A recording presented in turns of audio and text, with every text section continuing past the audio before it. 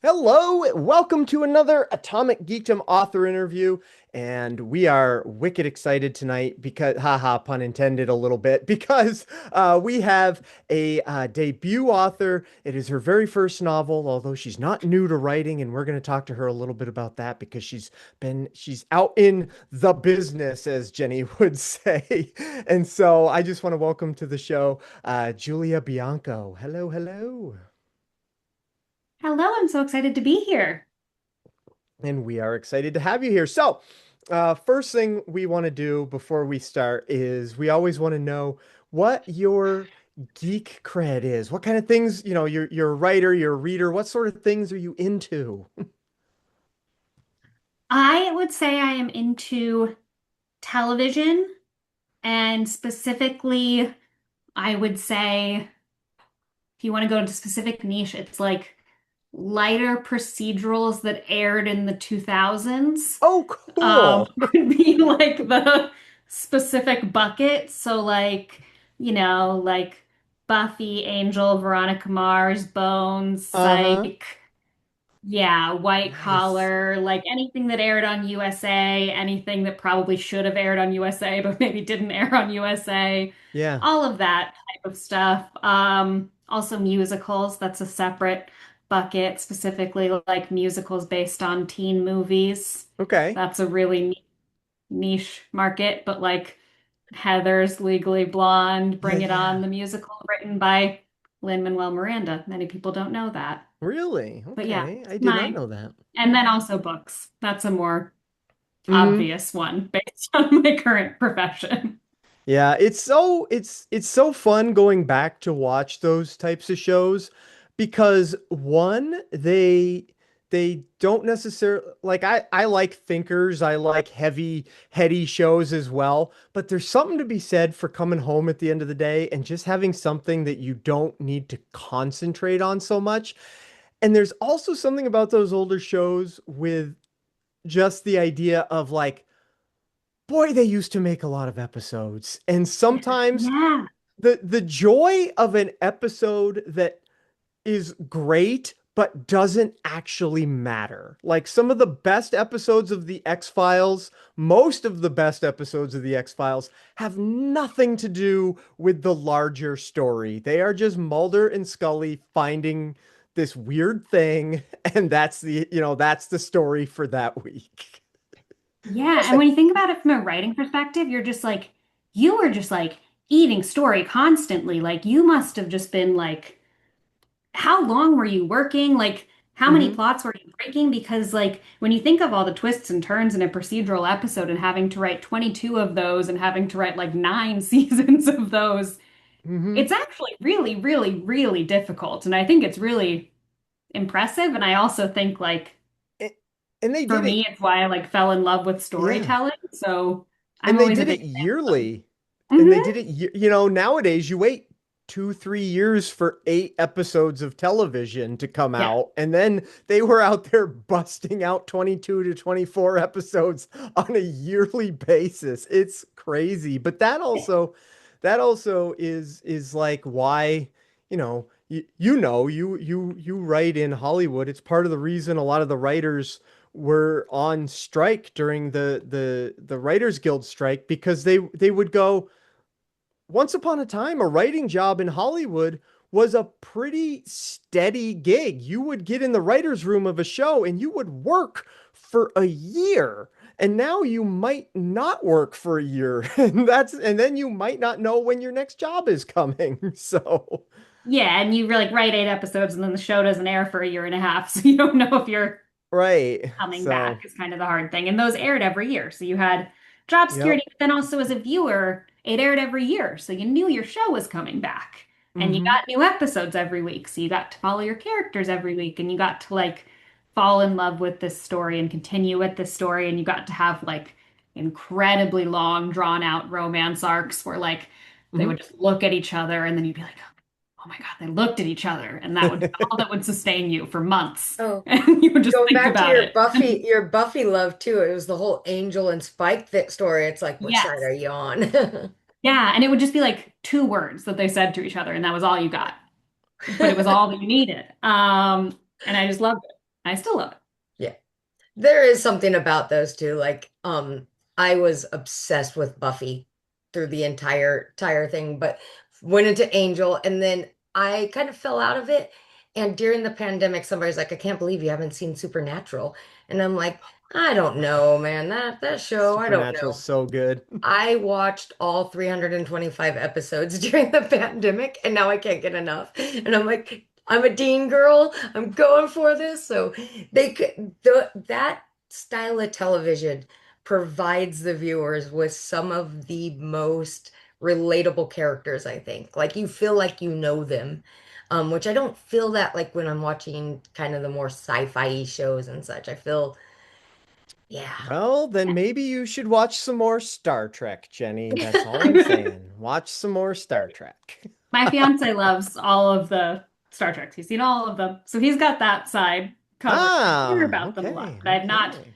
quite there's too much. I'm somewhat intimidated, but someday I will. That's I will me. I'm like, it's where a do I lot. start? How do I do this? It How am I is gonna a Yeah. get lot. there? I'll give you both what my recommendation to start would be because um if you don't want the like 60s camp of the original series, don't start there. It is a barrier for some people in the modern day, but I love the original series. Next Generation takes almost a season and a half to get going. The first season is not great in the first half of season 2. You're So selling that's this great, Matt. nope, nope, nope. This is why I'm telling you where you can get to start.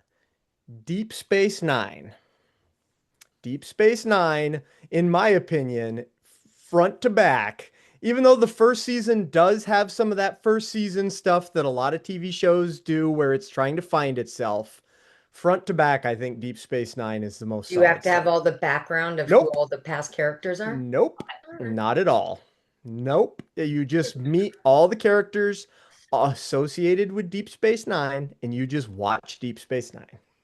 So, and your fiance may agree, Julia. I don't Okay. know. But My thing is I'm a completionist, and once I mhm, start a large franchise like that, I feel I must mhm. finish all like that's kind of one of Oh. my other things I'm very into is reality TV. And Mm. people keep on telling me to start Real Housewives, and they're like, "Oh, you only need to watch like Real Housewives of Salt Lake City." And I'm like, "No, you don't understand. Once I watch a Real Housewives, you won't see me for a year because I will watch all the Real Housewives, My and friend then I will Kendall, merge." yeah, my So I friend think it's that Kendall way with is Star Trek. yeah, my friend Kendall's like that with Survivor. She's like she just went to a Survivor season 50 finale party and I went, "Excuse me, season 50?" And Hmm. she went, "Yeah, they do 2 seasons a year." I went, "Wow." Yeah, and I've seen all of Survivor, and I've seen all of Big Brother, and I've seen all of many, many shows. But Real Housewives, I'm like, that would be a big You'd fall into that one. commitment. Yeah, because like I Yeah. watched all, however many, I think there's like 30 something seasons across all the Below Deck franchises, is what I Holy did after moly. I finished the second draft of the Witch season sequel. Like after I handed that into my editors, I was like, oh, let's just try this little cute little show Below Deck. And then it was 3 months later, and I'm like, Real Housewives is worse. So That's we're not some going to start commitment. it. Yeah. Crazy. And I Crazy. That's think So, awesome. Star Trek is even more than that. a little bit, a little bit. Yeah. Not quite 30 seasons, but it's a lot. Anyway, Close. moving along. What are you reading right now? Before we talk about your book, let's talk about somebody else's book. What are you reading right now? I am reading an arc of Captive Traitor King by Bridget Kemmerer, which is the sequel to Warrior Princess Assassin, Okay. which is a romantasy that came out. I think the first book came out last year or earlier this year, and then the sequel comes out in November. But it is a very fun book. I really like it. Was having trouble reading fantasy for a while. I was just having trouble getting into fantasies again, and I've just been able to start getting into them again, and I've been really, really enjoying it. But it's a very sweet, more romance focused book about a trio of people coming together and kind of healing each other through this romance. Cool. I think it's really wonderful, and I've been really enjoying the sequel, which I was lucky enough to get on NetGalley. So I'm sorry to everyone who doesn't get approved, but the sequel's really great. So they should all read the first book and then get ready for the sequel in November. or All try to get right. started. Participation. Yeah. Yes, I love that when I get a little sequel on NetGalley that I know people are waiting for, and I get to go. I get to see what happens before everybody. I know the best part about being an author is that I do get approved for most things on NetGalley, even though my feedback ratio is awful, Uh, which is really nice. I'm like, I yeah. get to read things early, which is lovely. Yes. Yes. And speaking of getting to read things first, we are here because we got to read your book before it comes out. Your book is Witch Season. We want to hear about Witch Season. Yeah. So Witch Season is a modern day contemporary urban fantasy. It takes place in modern day Los Angeles. And it follows Katherine Barnes, who is the second in charge of Estes Coven, which is the main coven in LA. And Estes is kind of a more unconventional coven, and they take in young, unsettled witches, which are witches who have this kind of uncontrollable power that kind of explodes out of them in catastrophic bursts at inconvenient times. And Catherine's world is somewhat upended when Silas Khatri, who is the heir to Noctis, which is the most powerful coven in the country, arrives in LA to take Estes to task, try to get them back on track with the more corporate focused path that Noctis wants them to be on. But when a big magical explosion happens in LA, the two of them have to team up to solve it and figure out what's going on, and sparks fly in more ways than one. Yeah. Um, One of the things that strikes me that I really enjoyed right off the bat, Jenny and I were talking about this beforehand, is you have created a magic world here with your witches, and just for viewers and listeners, witches you use as a catch-all term. It's not witches, wizards, witches, warlocks. It's just men, women, everybody is just witch, which is, so that's while I talk about this, just anybody can know that. But you've created something that I haven't seen. You think witch and you think either like practical magic where they can just do it, they just wave their hands and stuff happens. You think, obviously Harry Potter, you got to have your wand and you say magic words, or you think like really old school, like Wicked Witch of the West standing over her cauldron and her poppies. But your magic system here is very unique in that they have this power, but the way that they utilize it is through they have to cut their palms all the time and do like a little blood sacrifice, and they have to take certain spells into their own bodies and store them. What this is such a broad question, but what sort of inspired that sort of limiting use of their abilities for you? Yeah. I mean, so I think this is a somewhat unique thing that I have that I think magic is only fun if it's hard. I think magic Mhm. is such a like large fantastical thing that lets you do so much. And if it's easy, it becomes very uninteresting to me Mhm. because it's too easy. Like if I can do whatever I want, then I can do whatever I want. And then any problem becomes too simple to solve. Right. And it becomes just like this easy out of anything in the story of just like, Mhm. oh, I can magic it away.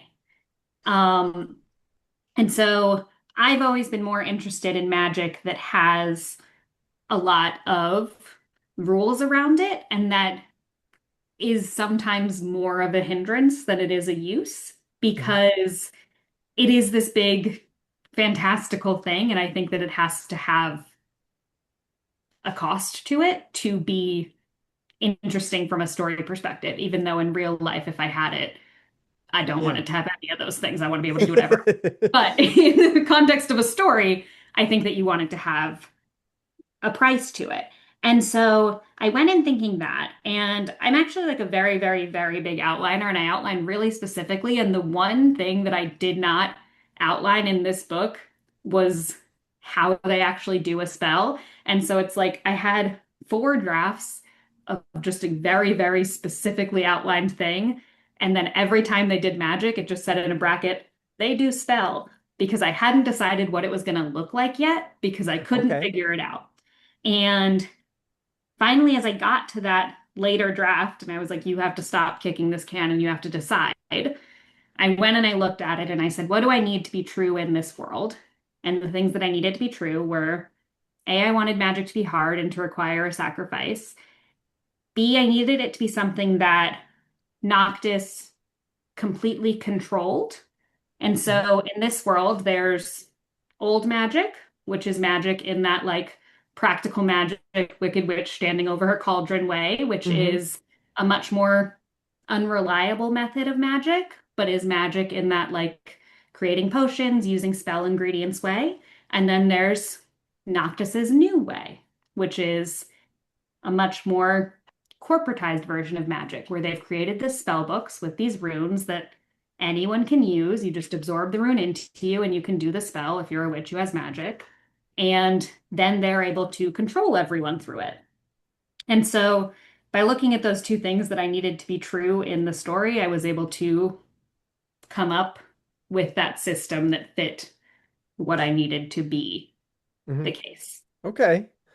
That's really because I liked in the book when I kind of got the sense, um, even without you telling me, I think I could have guessed that you liked the idea that in a story magic should be hard because there's a point where Catherine is going through, the logs of different things, and it's like the witches are like looking for like vacuum my house spells and like just all these kind of silly everyday easy things. Like she says that the only thing she really uses that kind of spell for is to boil the water for her coffee because she can't stand it, which I agree with 100%. It's like, bam, give me coffee. Bam, I just want bam, coffee. But Yeah. so yeah, I could have guessed that just because, but it didn't occur to Well, me. I just also with that too, like Catherine goes through these things where she will have the runes and she'll like I can perform this, but she doesn't have the confidence that she'll perform it accurately or the way it should be. And her lack of confidence shows kind of that fear and the strength it needs to run this type of magic. What I thought was really a cool way, because it is not like snap your fingers and something disappears. Like you have to focus on it and you have to make sure you're doing it right, even though it's a part of you now, which was a cool take that I hadn't seen before. Yeah. And I mean, I think like it's all just, I just like obstacles. That's like it's my main thing. And I think that magic can eliminate a lot of obstacles really quickly if you Mhm. want it to. And I think that, and sometimes I read stories where it does just like knock all the obstacles off the table immediately, and it's like really fun and awesome. And you're just like, Mhm. hell yeah, because it's like one of those ones where it's like the most superpowered character ever, like ever, just comes and just like bam and Mhm. fixes everything immediately, and it's great. But I think that I just didn't want to, especially writing a story in our world, Yeah. that didn't feel real to me. So Catherine and Silas and all of these characters, none of them are special, I guess would be the way to say it. Like they're Mhm. all just regular people and pretty regular witches in this world. And they have things that they're good at and they have things that they're less good at, but they're just at a pretty regular power level. Yeah. Which Yeah, was well, kind of even like it's ran like a business. So it's this heir that's got to step into his dad's foot, uh, into his shoes. And even that, it's similar to somebody that my dad owns a corporation, right? So there's that parallel that is very relatable with pretty much all the characters in the book. You can relate to Fiona, you can relate to Catherine. I really like Niles. Like he was one of my like surprise loves in the book. I was like, all right, this character has some stories to tell. And it's all because it's like you understand the daily life of them, which was a really cool take to lead the characters through the world that you created. Thank you. Yeah, I mean, and that was my goal with it. I think it's meant to feel very, very grounded for being a magical story. Hmm.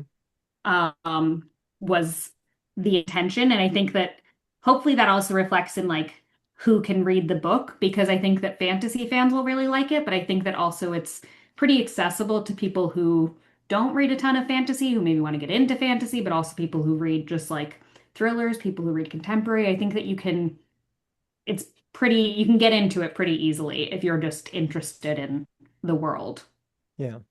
You mentioned earlier that you liked like Buffy and that you were reading currently, reading your romantasy, but that you had been having trouble getting back into fantasy. Were you big on reading fantasy before you started Witch Season, and that's kind of where it came from? Is you were big on the witches and magic stuff beforehand, or Yeah, yes, very much. And I mean, like, there were years, oh my gosh. I mean, like, when I was a kid, I exclusively read fantasy. Mhm. And then I, I mean, I stopped reading for a while because high school required reading made me think that I like hated books, which was not, Sure, but, that happens. and that's Yeah. when I started watching a lot of TV and I watched a lot of fantasy TV. And then, like, when I started reading as an adult, there were like a couple of years where I pretty exclusively read fantasy, like, and Hmm. reading like 150 books a year, and they were pretty much all fantasy. Nice. So that was kind of why I stopped reading fantasy for a little bit, was just because I got a little burnt out just from how much Hmm. I was reading. But I am a very, very big fan of the genre, and I think that with this book, kind of part of where the idea came from was that I was always looking for a book that I couldn't find because I Hmm. don't think it really existed. And it was I mean, I think the main part of it that didn't really exist was a very contemporary fantasy that Yep. wasn't a portal fantasy and that wasn't a subculture. Because I think that a lot of contemporary fantasies you're kind of in, or urban fantasies, like you're in a subculture that feels so different from our world that you don't really recognize it. And then I Hmm. wanted a contemporary fantasy that was just like fully, fully, fully in our world as I recognized it, just exactly as it was. People Yeah. we see every day, Yep. that kind of fantasy. I couldn't really find it. And so that's kind of where this came from. I think that's a great way to create art, is that you just create the thing that you want to see in the world. And so I'm very excited to hear you say that you were like, I couldn't find this book, so I just went ahead and I wrote it. So that's really Yeah. awesome. And I also really appreciate, like you said, um, the modern and very grounded feel of it, because um like you said, it could be for somebody that's trying to get into fantasy, because a lot of fantasy could be really inaccessible, with names like, Daenerys Targaryen, for example, where you have to learn names and languages and stuff like that are unfamiliar. But in this one, like, one of the main characters is his dad. Yes, his mom and dad are the head of this magical coven, but they're also just really rich business owners that like have a real presence in the world as really rich business owners. And some of them are just coffee shop owners, and they're just folks, and I really enjoyed that. So you Yeah. accomplished And your like they live mission in on that front. apartments. Thank Yeah. you. I did ask my publisher if we could put a map at the start of the book because so many fantasies have maps at the start. And I Hmm. asked if we could put a map that was just a picture of the Google Maps of LA traffic maps. And but I they I said want to that have is a words cute with your idea for your publisher. social media. Or you could just do that But map that I share with everybody. It's how big LA is, where it like spans the yeah, entire coast, but it's like some over here, some down here, but it's still all LA City. And then just put a big yeah. circle that it pretty much is in this area. Yes. Well, I was like, like at one point, Catherine has to drive from like Beverly Hills to Silver Lake, and I want people to understand how annoying that is.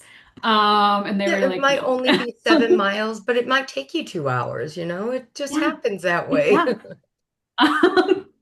But that did not happen, unfortunately. Ah, man. Well, Someday. it's a good tie into what I wanted to talk about with Sylvia's character. There's a note where she was talking about how living in LA, it's a city that's so close yet so far from her. And as being a transplant myself, I mean, I don't believe I am anymore. I've been here for over 20 years, but I'm like, I'll still say I'm a transplant.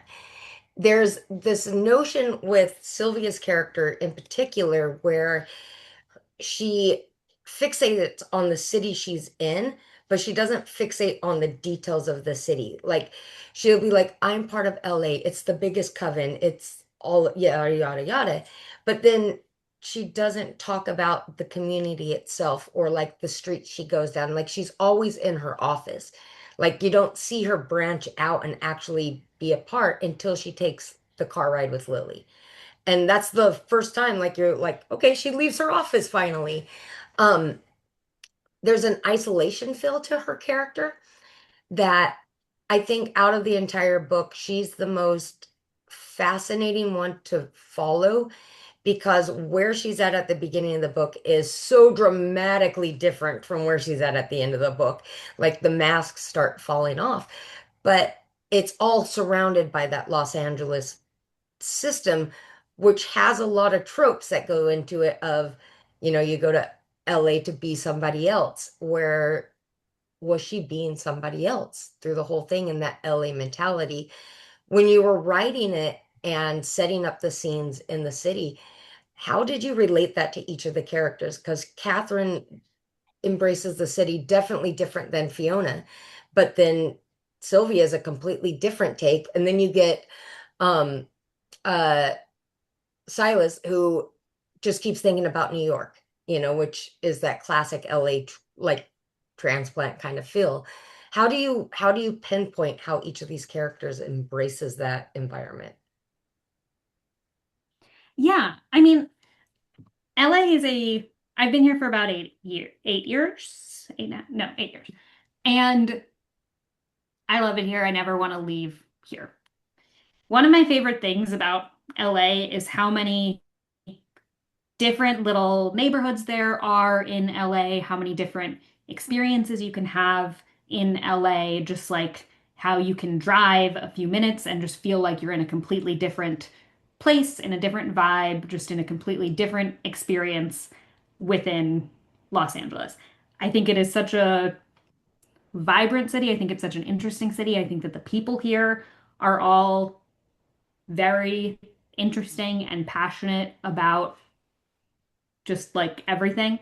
Um, and I think that there are so many different, again, like ways to experience it. And so I think Sylvia is someone who is very stuck by choice. She does not have to be the way that she is. Mhm. She chooses to be the way that she is. She chooses to perceive herself the way that she does, and she does not need to. I think that she has always been that way, and I think that she's always viewed herself as an outsider when she did not need to do so. And I think that she's always kept herself from finding her people by choice. And I think that that's true in LA too. And she like talks about it. She talks about like, oh, I don't want to go to the shitty retirement center in the valley with all the other witches who have lost their power. And it's like, the Mhm. valley's great. Go to Santa You're Clarita, probably it's really fine. nice. Yeah, like you'd have a great time. Um, and I think that that's reflective of some of the people who you meet here and who you meet everywhere, but who will talk about like, oh my God, like everyone's so snooty in LA, like everyone's just trying to get something from you, blah, blah, blah. Like, Mhm. you know, everyone's just trying to network, etc. And it's like, I don't think they are. I think that you are viewing people a certain way and seeking out people who are acting that way.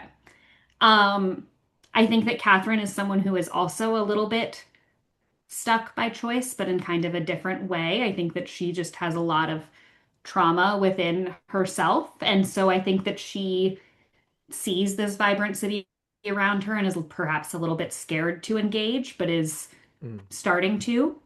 Um, and then with Silas, I think that he just doesn't quite get it because I think that he comes from a very different world. And I think that, when I was thinking like, oh my gosh, where would someone from New York come to stay when they're in Los Angeles? And it's like, well, when you're in New York and you're thinking, where's the center of a city? You're going to come stay downtown. What's the worst part of Los Angeles? It's downtown Los No one Angeles. goes to I'm so downtown. sorry to downtown Los Angeles. For people who haven't been here, it sucks. So that's where he stays, and it's not great. And I don't think that he's really, you know, giving this experience a chance, and the city is included in that. Well, Silas is a super interesting character to me. I say as the person I'm about to talk about pops up here on my digital picture frame, but I had a friend who was a little bit like Silas in the way that he grew up well off, and his father was a business owner, and um, am I? Can everybody hear me okay? My You're internet breaking just up a did Now little something you're bit, weird. but back. you're okay. Yeah. Okay, sorry. I was saying that one of the things was Silas. He reminded me very much of a very dear friend of mine who I knew him from the sixth grade until the time that he passed in 2019. But he grew up very well off. His father was a very well off business owner, and he was the first kid I ever knew who had a job in like fifth or sixth grade because his dad was already like, all right, time to start learning the business kind of thing. And he was very business minded, but also like he was the first person that ever made me realize that like just because you're rich doesn't mean everything is great because there's just a set of expectations that's different than the set of expectations you have in your life, and they still can be just as weighty and as difficult for you if you don't know if you want what the people expecting things of you want. And so I was very much reminded of that situation. And then his friend Annika is the one that doesn't get it at all. She's like, you have all this money and shit, like your life is awesome, and she's not listening to what he's saying. With it's like, no, it's not just because I have money and stuff doesn't mean my life is awesome. Like, I want to go be a teacher. And so I found him very sympathetic and relatable in that way.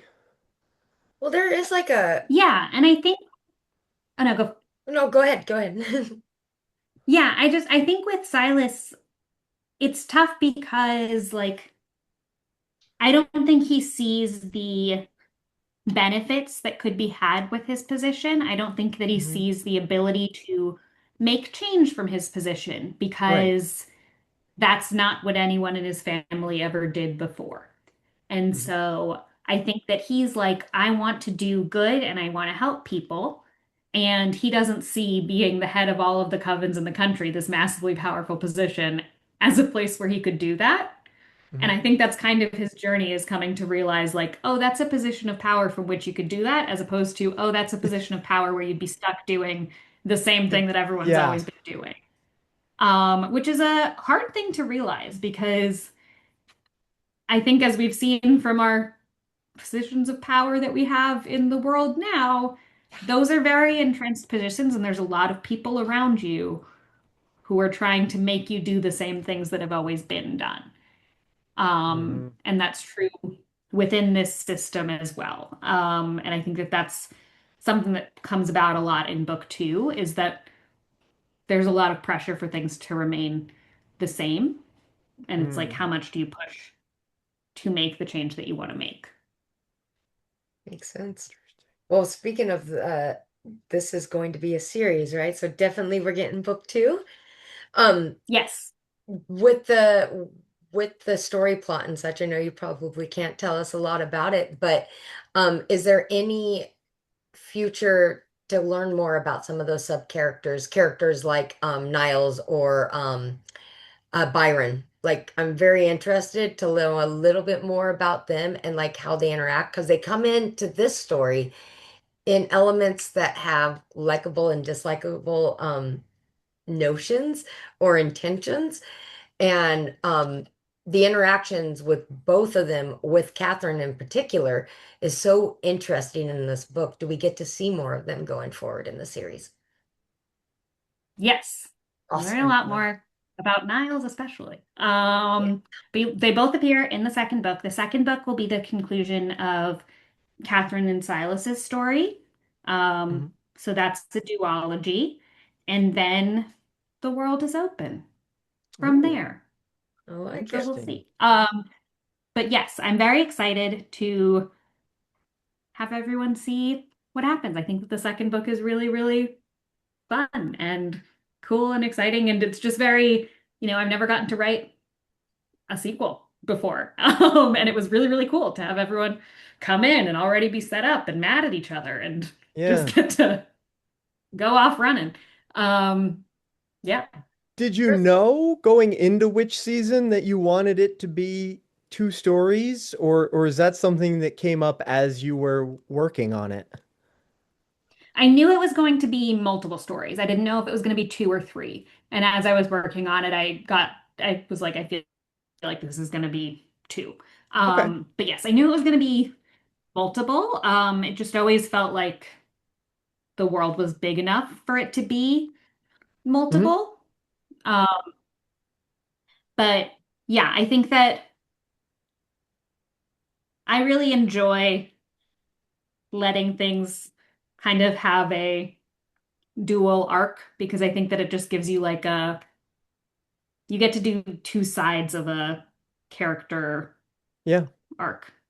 There was a smarter way to say that I'm not saying right now. I Yeah, promise I'm it good at happens We to writing. get it. it happens to all of us. Now, the other exciting thing about which season and that we have to talk about is this book hasn't even come out yet. As we record this, it comes out in 5 days, but Lionsgate is going to make this into a TV show. I want to hear about that a little bit. Yeah, I'm very excited about that. It is with Lionsgate and Made Up Stories. So Made Up Okay. Stories is the team behind Big Little Lies and Nine Perfect Strangers and Pieces of Her and Oh, The Good wow. Doctor, Okay. which is another Karen Slaughter adaptation that's coming to Peacock. So two very wonderful teams I'm very excited to be working with, and I'm going to be co-writing the series. Very, Hmm. very pumped. I think that it's going to be wonderful. We're very early days on it, so I can't really say much because there's Yeah, also right. Yep. much up in the air. Um, but yeah, I think that it's going to be very exciting to bring this world to a different medium. I think it's going to be really interesting to see how it builds and how it expands and just kind of all of the different ways that it changes and grows. I think, I've worked in television since I moved out here, a Hmm. little bit of film, but mostly television. And it's a very different world. And I've worked on a few book adaptations. I'm working on a book adaptation right now, and it's very strange because whenever you work on them, you're always like, I don't want to disappoint the author. I want to make sure that we Hmm.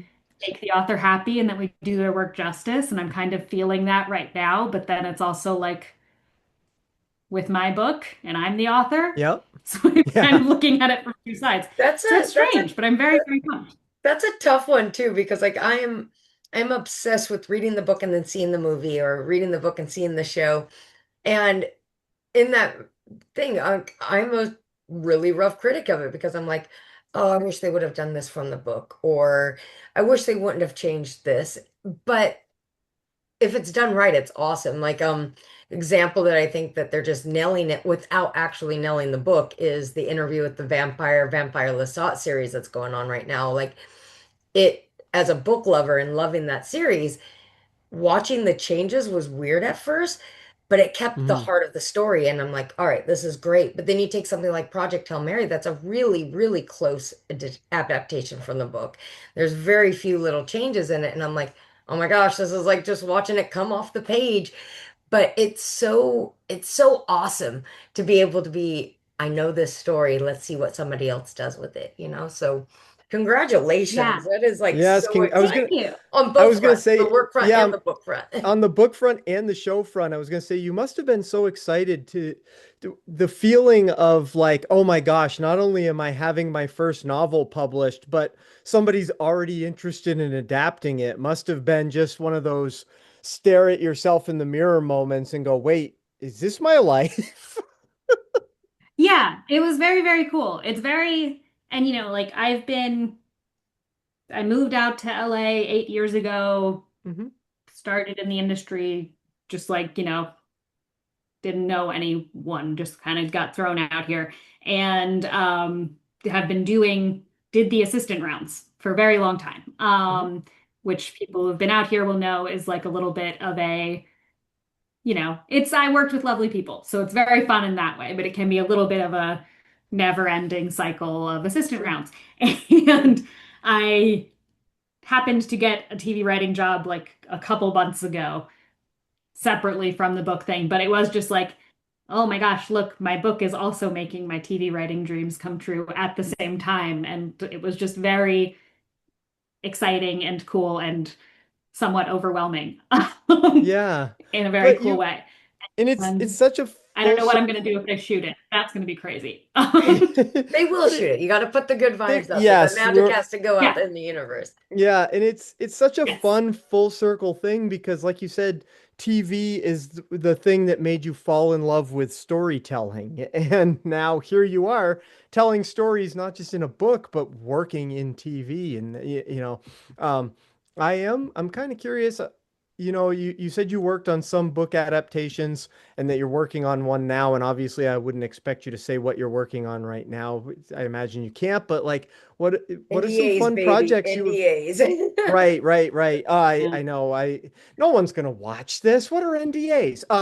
No, people are gonna watch this. But what are some fun things you have got to work that had the opportunity to see? Now I'm the one that can't say stuff, Julia. Who what are some of the fun things that you have got to work on since you've been doing the Hollywood thing? Yeah. I mean, I've been an assistant on a bunch of things that have aired and things that have not. Hmm. Things that have been released. I was an assistant to the director on both of the Wicked movies. Okay. Um, I was an assistant on a show called Head of the Class, which was Okay. on HBO Max. I think it's Okay. currently available on Tubi. I was an assistant on the ABC Live Beauty and the Beast special. Okay. I was an assistant on season 2 of Pen 15 Okay. I like Yep. Pen on 15. Hulu. I worked on the Yeah. artwork for that. I helped work on the artwork for that. And when I got it, I was like, does this say penis? Yeah, that is what it's meant to. And then a long time ago, I was a local assistant on a few episodes of The Daily Show that filmed in Cleveland when I was in Right. college. That was my first ever TV film job. But yeah, and then I've been an assistant on many things that didn't air and many things that are still in Oh, development and maybe someday will air. That That's happens the a lot industry. with, it happens with those you mentioned the live beauty, those live ABC broadcasts. I mean, some of them have been better than others, but I'm always astounded at the achievement of them to pull because live theater is such a hard thing on its own, but then to also do the live theater performance for a TV media, I just the respect I have for the fact that they pulled any of those off at all, period, I know. is Yeah. Yeah. I mean, that was cool. Those were very impressive. I have not had a bad experience in the entertainment industry. I've had a lot of fun. It has been a very cool job to work at. It is very cool to have, like, I know a lot of writers are like, gosh, I wish I didn't have a day job. And I'm like, I've had like the coolest of day jobs, even when I've had to Mhm. wake up at like 4 to do writing. Before the day jobs, having to work with creatives every day has just been a very inspiring thing, and it's made my work a lot better, Mhm. even when I'm very, very tired. It has made my writing come out a lot better.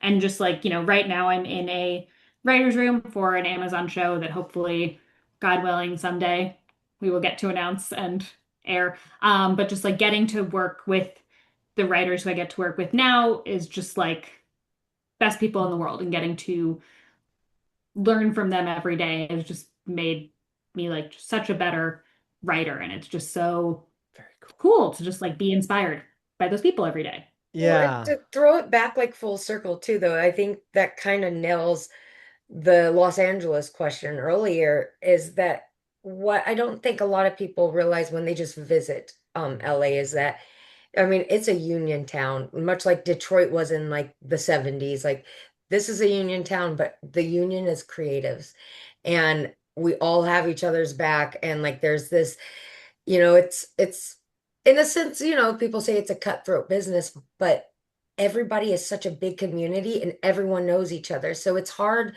not to enjoy what you do when you're surrounded by people that are also saying it's hard not to enjoy what you do. And I think it encompasses that in the coffee shops and such within your book. You get that sense of like, all right, I got a job to do and I'm here for you and I'm going to help you, and then come over here. It's got that mentality. So great Mhm. job on that. Yeah, thank you. And that's why this has been my favorite place I've ever lived. And like, I grew up in New Jersey. I went to college in Cleveland. I loved Cleveland so much. But I graduated college. I lived there for a year and I worked in local news, and I could not make friends outside of college because it was just like impossible to meet anyone. And then I went to Boston and I lived there for a year while I was in grad school. Could not make friends outside of grad school. It was impossible to meet anyone. And go to LA and it's just like you can make friends left and right.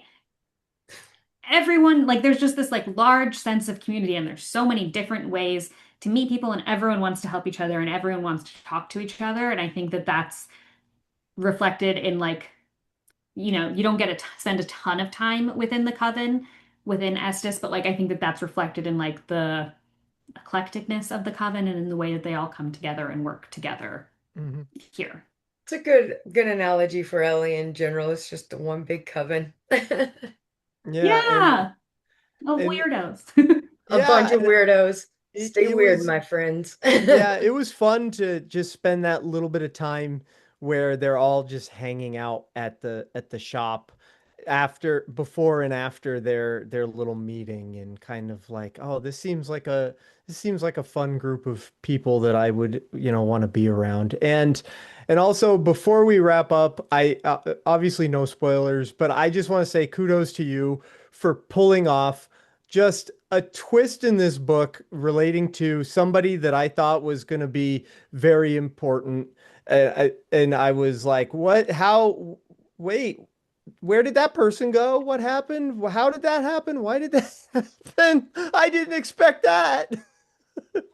Thank So you. That it, was my goal. I was, Yeah. yeah, I was like, oh, okay, I see where this is going. This is going to be fun and exciting. I didn't understand what was going to happen at all. This took a big, big turn, and I, I, I've said to other authors before, I'm kind of a mark for that kind of thing. Like, I don't see big twists coming because I'm not looking for I them. don't either. I want to go on the ride.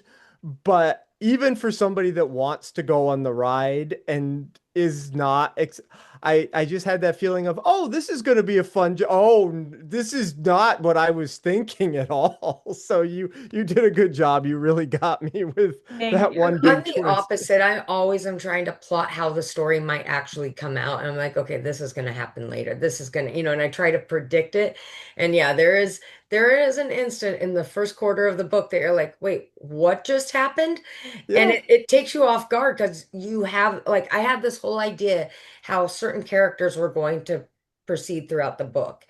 And a character I thought was going to be a big impact was, but not in the was, way but that I not, thought. And then yeah. another character that I thought was going to be background became a big in your face character. So I was like, cardigans and all. I'm like, okay, this has me on my toes a little bit. I'm gonna have to keep going and figure out what's next. And that's what's great is when you get through the book, like it's got a good pace that you get to that last quarter of the book and it's just like in your face. It's like I'm doing this now and this is happening and the speed picks up so much momentum that those last like 10 pages I was just like going, okay, wait a minute. This is like a character that I thought would be like totally cave and be like, yes, everything's great. Was like, nope. And I was like, well, I'm like, no, wait, what is going on here? So I like those little like surprises because you get to know these characters, but then they do something that you may not be the best thing they should do, or they do something that you think is going to be the worst thing, and then they do the better thing. So it all keeps you on your toes, which is congratulations. You. Yeah, that's the hope. I think real people are very, very messy, Mhm. and you never really know what they're gonna do.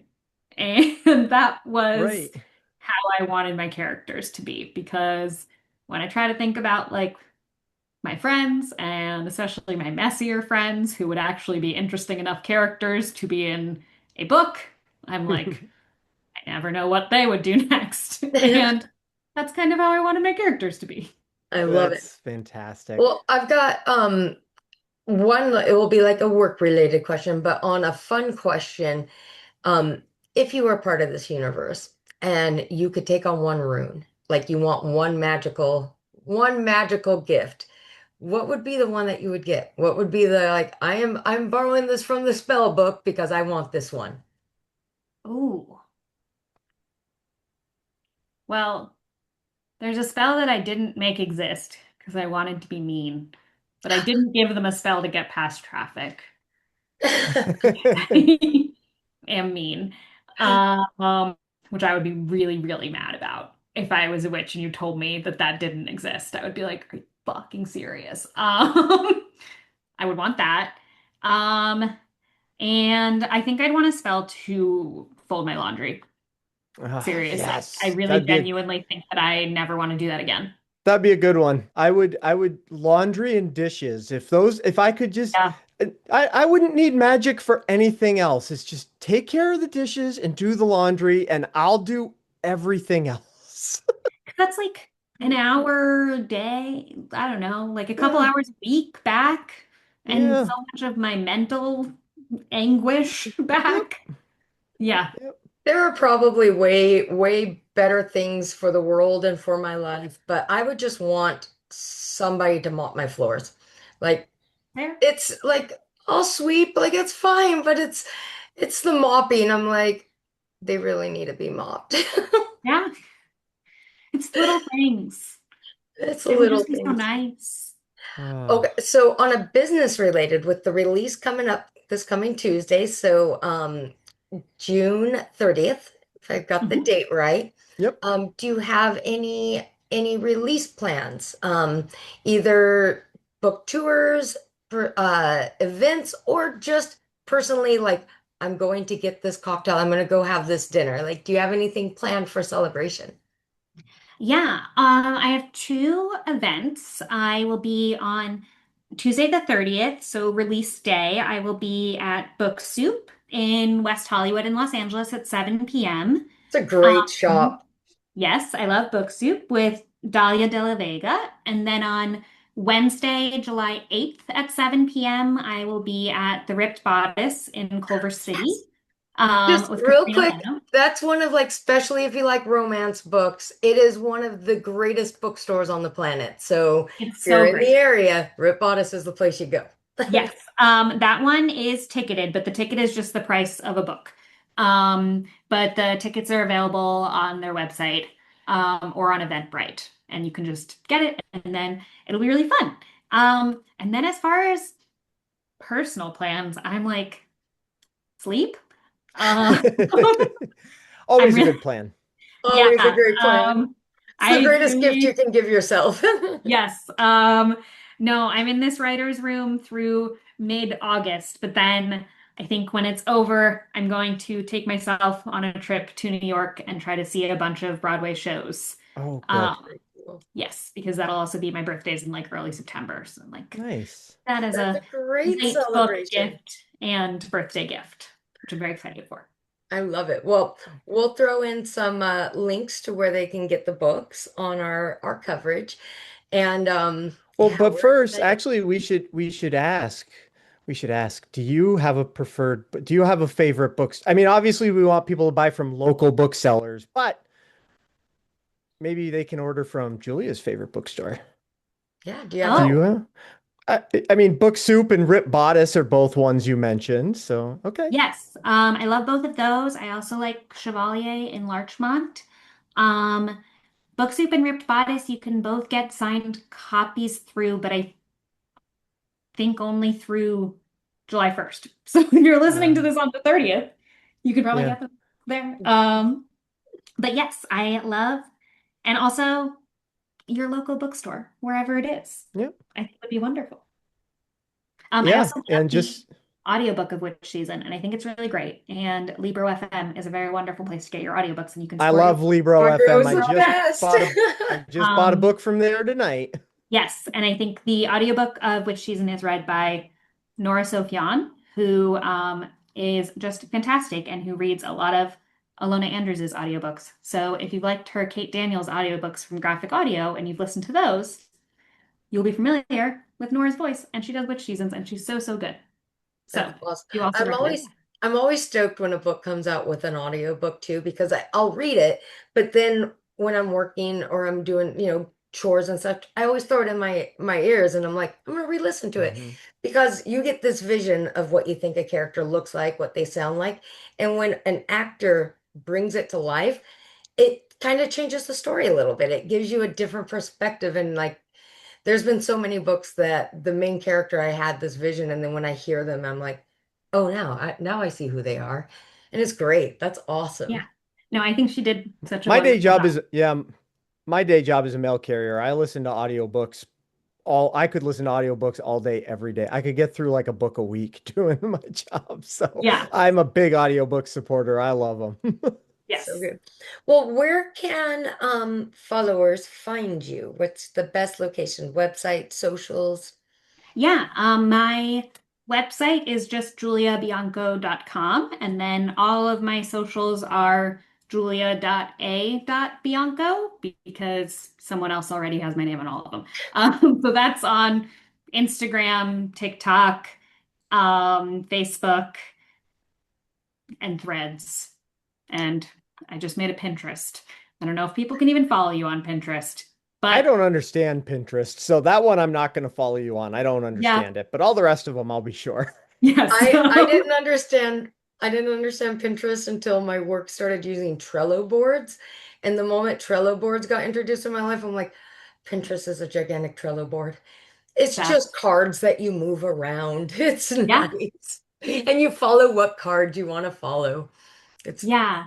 it's I a don't good know. little People are thing. talking about how it doesn't have an algorithm that you have to try to figure out. It's just keywords. And I was like, I love no algorithm. So I decided to Yeah. try it. So we'll see. So good. But yes, Cool. So it's good. julia.a.bianco on all of them. Awesome. We Thank will you. include that in our show notes as well, so people can easily click and go. But yeah, this has been awesome. We've been reading a lot of darker books lately, a Yeah. lot of murder and mayhem books. And when this one came through our feed, I was like, let's do it. Let's do a Yeah. witch book, Matt. Let's do this. Yep. And we've been trading back and forth text messages as we've rode the journey through it. So we appreciate you and thank you so much Yes, thank for you. And joining us Oh, today and getting us hyped up for part two. yeah, I'm so excited. Thank you so much. This was so lovely. yes.